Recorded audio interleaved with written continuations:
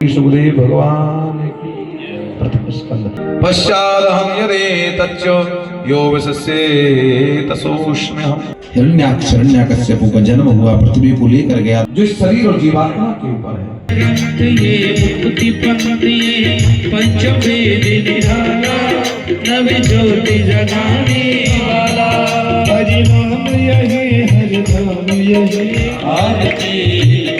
राधे राधे, जय श्री कृष्ण। मैं हूं सुशील गोस्वामी, आप देख रहे हैं तिलक पत्रिका। माघ मास यूं तो प्रयागराज में अपने एक विशेष साधना का मास कहा जाता है, जिसमें कल्पवास करते हैं। और इस बार त्रिवेणी संगम की इस पावन धरा पर महाकुंभ का आयोजन किया जा रहा है। और महाकुंभ भी ऐसा है जो कि 144 वर्ष बाद ये सुयोग मिला है।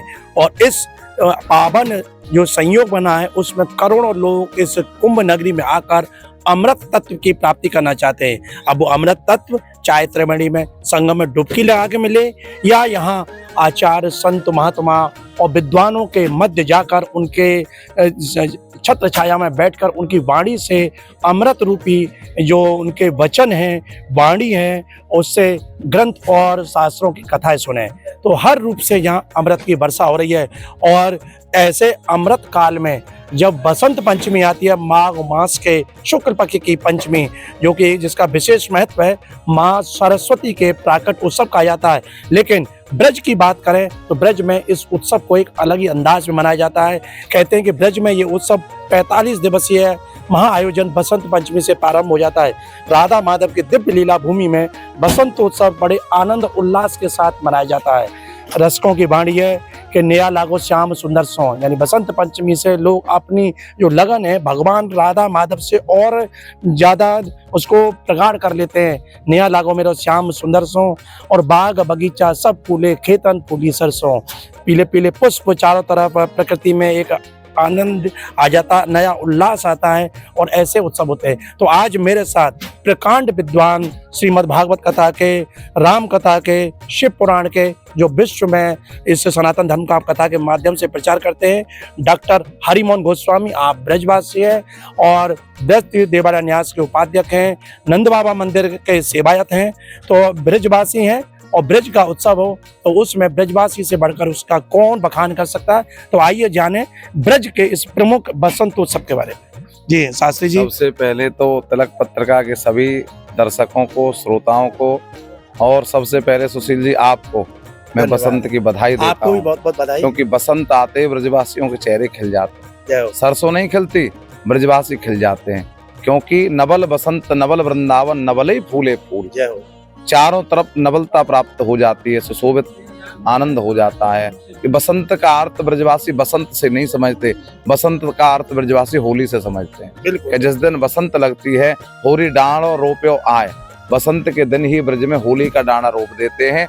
और बसंत के दिन आपको विशेषता बताऊं, ठाकुर जी को गुलाल लगाना प्रारंभ कर देते हैं। तो डाना रोपने का मतलब कि ध्वज स्थापित हो गया। 40 दिन का अनुष्ठान है। होली नहीं है, होली 40 दिन का अनुष्ठान है। ब्रज में अनुष्ठान की तरह नंद भवन में समाज गायन प्रारंभ हो जाता है, बसंत का उत्सव प्रारंभ हो जाता है। ऐसी बसंत, वसंत शब्द से ही अमर्थ समझ सकते हैं, जो हृदय को अपने वश में कर ले। ठाकुर जी ने बसंत उत्सव मनाया। भागवत जी में वर्णन आया, द्वारका जब प्रभु चले गए तो सबसे ज्यादा ब्रज की याद कहाँ आई? होली की याद आई। क्योंकि सब उत्सव, सब ऋतुएं होली में आकर के गौड़ हो जाते हैं और बसंत और होली मुख्य हो जाती है। जितने राग हैं वो सब बसंत में आकर के सम्मिलित हो जाते हैं। ब्रजवासी तो कहते हैं, ब्रह्मा जी तो कह दें, हाँ हाँ हम न भय ब्रज माही, ब्रह्मा मन पछताएं। ब्रह्मा पछताते हैं कि हम अगर ब्रज में होते तो हम भी इस उत्सव का आनंद प्राप्त करते। इसलिए बसंत के अवसर पर मैं आपके सभी दर्शक श्रोताओं को अब प्रयागराज की भूमि से, प्रयागराज का उत्सव तो हो गया, अब आमंत्रित करता हूँ ब्रज के लिए, जहाँ ब्रज में नित्य नए उत्सव और बसंत का मल्हार का आनंद प्राप्त हो गया है, जहाँ सभी राग गौड़ होकर के बसंत उत्सव में आकर के सम्मिलित हो जाते हैं और नित्य नवीन उत्सव की प्राप्ति होती है। इसलिए जो कवियों ने इस जो बसंत की बात करें राग की, तो और राग भाई सब बराती दूल्हे राग बसंत, इनकी प्रमुखता दी है। बसंत प्रमुखता दूल्हे ही प्रमुख होता है। दूल्हे बराए विष्णु रूपा है, तो बसंत दूल्हे हो गया, इसीलिए प्रमुख हो गया। और सब गौड़ हो गए, बराती हो गए। और बसंत का अर्थ है कि भगवान, अगर आप बसंत में आ गए, दो तरीके के रंग होते हैं। ब्रज में रंग बाहर से होता है, शरीर को रंगते हैं, लेकिन ब्रज में अगर आप जाओगे, पद पदांत में बैठोगे तो आपकी आत्मा रख जाएगी, क्योंकि जितने देवता हैं वो तरसते हैं कि अगर हम भी ब्रजवासी होते तो हमको भी बसंत के उत्सव में, इस होली में ठाकुर के में आने का सौभाग्य प्राप्त होता। ब्रह्मा शिव सनकादिक ऋषि मुनि तरसे ब्रज के माही, हाँ हाँ हम न भये ब्रज माही, ब्रह्मा मन पछताए। इसलिए ऊंचे अटारी पे बैठी राधिका को भी, राधा रानी साधारण नहीं है। उमा रमा ब्रह्माणी रुक्मिणी तेरी निकरियां एक छटा में थे, दर्शन दे निकस हटा में थे। अगर किसी को गाली देने का सौभाग्य है परिपूर्ण ब्रह्म को, तो बसंत ऋतु में ब्रज की गोपियों को है, जो ठाकुर जी को अपनी प्रेम भरी गालियों से सराबोर करती हैं और आनंद की प्राप्ति करती हैं। शास्त्री जी, ब्रज में जो है 45 दिवसीय 40 दिवसीय उत्सव है कि 40 दिवसीय भगवान कृष्ण का, 5 दिवस उनके बड़े भाई बलराम के, तो 45 दिवसीय है अनुष्ठान अपने है। तो ये कैसे नंदगांव, बरसाना, वृंदावन, मथुरा, गोकुल, महावन, गिरिराज में किस तरह से मनाया जाता है? सबसे पहले ब्रज में जब अष्टमी होलाष्टक लगते, होली शुरू होती है, तो प्रिया जी का संदेश नंदलाल को जाता है कि प्यारे फाल्गुन निकल रहा है, आप होली खेलने नहीं आ रहे, तो ब्रज बरसाने को पांडव नंदगांव में आयो। जो वृषभान जी को पुरोहित नंदगांव में जाता है ये निमंत्रण देने के लिए, उसको हमारे यहाँ गुलाल लेकर जाता है।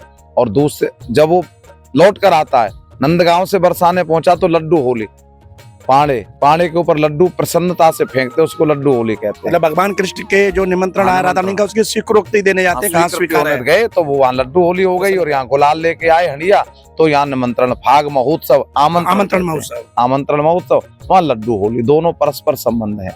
दूसरे दिन ठाकुर जी साज समाज करके ढप झांझ मृदंग बजाए, चलो भैया या साजसों खेलें बरसाने में जाए, तो सब ब्रजवासियों को निमंत्रण होता है, सब बरसाने के लिए चलते हैं। और दूसरे दिन नवमी को बरसाने की वो परम पुनीत होली, कौन सी होली, देख देख या ब्रज की होली, ब्रह्मा मन पछताए। जो रंग बरस रहे हो बरसाने, वो रंग 3 लोगों में ना, वो रंग, उस रंग में सराबोर होने के लिए देवता तरसते। सूर्य भगवान उस दिन एक क्षण के लिए रुक करके उस रंगीली होली का दर्शन करके जा रहे। कैसी विशेषता जो ब्रह्मा भी ललचाते हैं, वहाँ क्या स्वरूप होता है? स्वयं मेरी प्रिया जी और श्याम सुंदर रंग में सराबोर रहते हैं, और उनके कृपामयी रंग में भक्त सराबोर रहते हैं। ब्रज के लठियारे, नंदगांव के हुरियारे ढाल लेकर जाते हैं, बरसाने की हुरियारन गोपी लठिया लेकर आती हैं, और आनंद से प्रेम पगी लठियाओं से वो होली का रस होता है।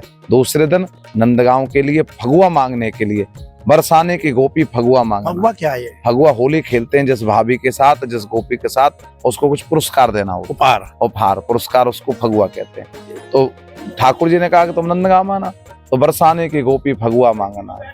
और फिर वृंदावन में होती है, मथुरा में होती है, फिर पूरे संसार में होती है, और फिर पूर्णमासी के बाद एकम के दिन जो होली होती है, एकम के बाद संसार में होती है, और ध्वज को दाऊ जी का होरंगा होता है, जहाँ बलराम जी का होरंगा, सब जगह हो रही ब्रज में हो रहा, कैसा ये देश न हो रहा। अच्छा, बसंतोत्सव पे क्या कोई विशेष ठाकुर जी का श्रृंगार भोग में बताते हैं कि बिल्कुल माँ बसंती रंगी हो जाता है, ऐसा कुछ विशेष? हाँ, बसंती श्रृंगार होता है, बसंती वस्त्र धारण करते हैं, बसंती भोग लगता है, बसंती खिचड़ी भोग लगती है, ये परम उत्सव ब्रज में होता है। तो ये 40 दिवसीय अनुष्ठान बसंत पंचमी से प्रारंभ हो जाता है। तो सुना आपने, हमारे साथ रहे डॉक्टर हरिमोहन शास्त्री जी, और उन्होंने बसंतोत्सव के बारे में बताया कि ब्रज भूमि में ये महोत्सव किस तरह से आनंद उल्लास के साथ चलता है। फाल्गुन मास के जो शुक्ल पक्ष की पंचमी है, जिसको बसंत पंचमी कहा जाता है, हर जगह माता सरस्वती की पूजा होती है। ब्रज में भी सरस्वती पूजन होता है, लेकिन यहाँ इसी के साथ इस उत्सव को भगवान के फागोत्सव के प्रारंभ के रूप में मनाया जाता है। ब्रज के सभी प्राचीन मंदिरों में आज से, यानी बसंत पंचमी के दिन से ही भगवान को गुलाल लगाना प्रारंभ हो जाता है, गुलाल अर्पित किया जाता है, भक्तों पर गुलाल उड़ाया जाता है। मंदिरों में भगवान के जो फाग के, होली के जो पद हैं, वो प्राचीन जो पद्धति है समाज गायन की, वो शुरू हो जाती है। और इस फागुन के महीने में, होली के दिनों में, एक खास वाद्य यंत्र है ढप, तो वो ढप बजने लग जाता है। बाजोरे बाजोरे ढप कुमार किशोरी को, ढप बाजोरे छैल मतवारे को, ऐसे तमाम पद हैं। और उस ढप के जो वादन से एक अलग उन्माद होता है और अलग मस्ती छा जाती है। तो आपको ये मस्ती देखनी है, ये आनंद देखना है, ये उल्लास देखना है, किस तरह से ब्रज का ये फागोत्सव शुरू होता है। तो मैं बता दूं कि बसंत पंचमी का जो महोत्सव है वो ब्रज में 2 फरवरी को, अन्यत्र 3 फरवरी को मनाया जा रहा है। और फिर ये 10 दिन बसंत के दिन होते हैं और इसमें बसंत के पद गाए जाते हैं। जो जयदेव की अष्टपदी है, ललित लता परिशीलन, ये पद गाए जाते हैं मंदिरों में। और उसके बाद फिर जब फाल्गुन मास का प्रारंभ हो जाता है तो फिर ये होली उत्सव परवान चढ़ जाता है और तरह तरह के आयोजन मंदिरों में होते हैं। तो आपको अगर ब्रज की इन होलियों के दर्शन करने हैं, उसका आनंद उठाना है, तो ब्रज की लठामार जो होली है वो इस बार 8 मार्च को बरसाना में होगी, 9 मार्च को नंदगांव में, नंदगांव बरसाना की प्रसिद्ध लठामार होली के आप दर्शन कर सकते हैं। 10 मार्च को एकादशी के दिन, जिसको रंग भरनी एकादशी कहा जाता है, उस दिन आप वृंदावन बांके बिहारी मंदिर में होली खेल सकते हैं। मथुरा श्री कृष्ण जन्म स्थान पर भी होली के दर्शन कर सकते हैं। उससे अगले दिन 11 मार्च को गोकुल में, जो भगवान गोकुल में बहुत छोटे स्वरूप में थे, तो वहाँ छड़ी मार होली होती है। जैसे नंदगांव बरसाना में लाठी मार, वहाँ छड़ी मार के, छोटे से भगवान का रूप छोटा है तो गोपियाँ बहुत छोटी छोटी छड़ियों से उनके साथ होली खेलती हैं। तो इस तरह से जिस दिन होलिका दहन होता है उस दिन ब्रज के प्रसिद्ध एक ऐसी होली है कि आग के धधकते अंगारों के बीच से फालेन का पंडा, जो एक पंडा होता है उसमें से निकलता है। परंपरा यह है कि वो प्रहलाद का गांव कहा जाता है और वहीं पे भगवान ने उस प्रहलाद लीला के दर्शन कराए कि कैसे आग के धधकते अंगारों के बीच से प्रहलाद को सुरक्षित बताया। तो आज भी वो परंपरा निभाई जाती है। बहुत विशाल होलिका में से वहाँ एक ब्रजवासी पंडा सुरक्षित उसमें से दौड़ते हुए निकलता है। तो वो होलिका दहन के दिन आप उसके दर्शन करेंगे। वो 14 मार्च की बिल्कुल भोर में सुबह 4 बजे एक विशेष मौसम होता है और फिर 14 मार्च को सर्वत्र विश्व में होली मनाई जाती है, जिसको धूलेंडी भी कहते हैं।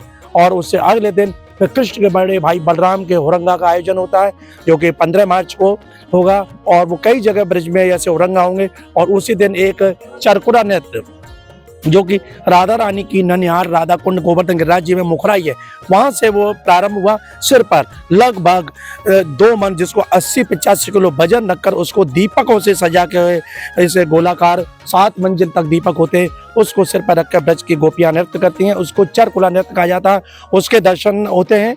उससे ये चैत्र मास के कृष्ण पक्ष की द्वितीया को, जिसको द्योज भी बोलते हैं। और उसके बाद अगले दिन फिर आप औरंगा देखेंगे तो वो बठेन में औरंगा होता है और वे बलराम जी की होली है। तो इस तरह से ब्रज की होली के लिए तिलक पत्रिका के माध्यम से खास हमने आज आपको ये सूचना दी है। एक उसका पूरा जो चार्ट है, कैलेंडर है, वो आपको बताया है। आप उसके अपनी सुविधा के अनुसार ब्रज आकर इस उत्सव का आनंद ले सकते हैं। तो तिलक पत्रिका के सभी दर्शकों को वसंतोत्सव की, भगवान के इस फाग महोत्सव के प्रारंभ दिवस की हार्दिक बधाई, शुभकामनाएं। और आशा करते हैं कि आप भी आकर इस ब्रज के इस उत्सव में आकर आप भी आनंद लेंगे। तिलक पत्रिका के अपने साथी कैमरा पर्सन रिंकू वर्मा के साथ प्रयागराज से मैं सुशील गोस्वामी।